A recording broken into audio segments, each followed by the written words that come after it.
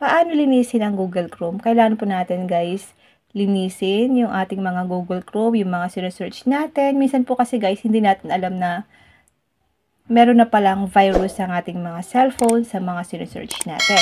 Hindi kasi natin malalaman kung alin doon guys ang virus kapag ang phone nyo po ay medyo mabagal na at malag na siya guys or loading na lang siya ng loading. Kailangan nyo na pong linisin ang inyong mga Google Chrome, lalong-lalo na po kung Chrome browser po ang lagi nyong ginagamit sa pag-search. Open lang natin ang Chrome browser. Click 3 dots.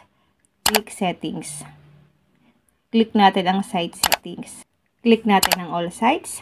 Lalabas dito yung mga sinearch nating link or yung website sa ating cellphone.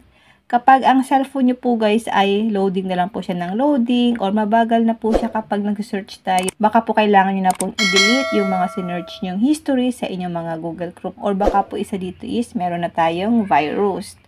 Para ma-remove yung mga sinearch natin, pwede naman kayo guys pumili dito ng paisa-isa, kaya lang mas matagal po kung paisa-isa guys. So ang gagawin na lang natin, para ma-delete yan ng minsanan, click po natin ang Delete Browsing Data.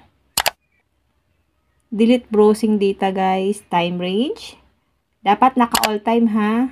Ilagay nyo po siya sa all time. Back natin. Then click nyo po ang delete data.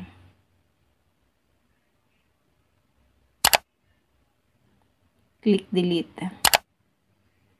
Delete in browsing na siya guys. Ayan. Kapag may natira pa, click ulit natin ang delete browsing data. Kailangan po naka all time. Then click natin ang delete data. Click delete.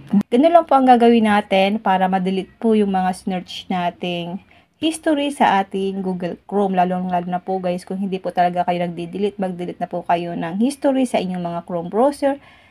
Then, isa din po yan sa dahilan kung bakit na-full storage ang mga phone natin. Yung mga sinesearch natin na link, website sa ating mga Google Chrome. Yun lang guys, sana po may natutunan kayo sa aking video. Kung hindi ka pa nakafollow sa aking Facebook page, pa-follow po ako Positive Mind at sa aking YouTube channel Arkiwilo para lagi kang updated sa lahat ng tips at video tutorial na ina-upload ko.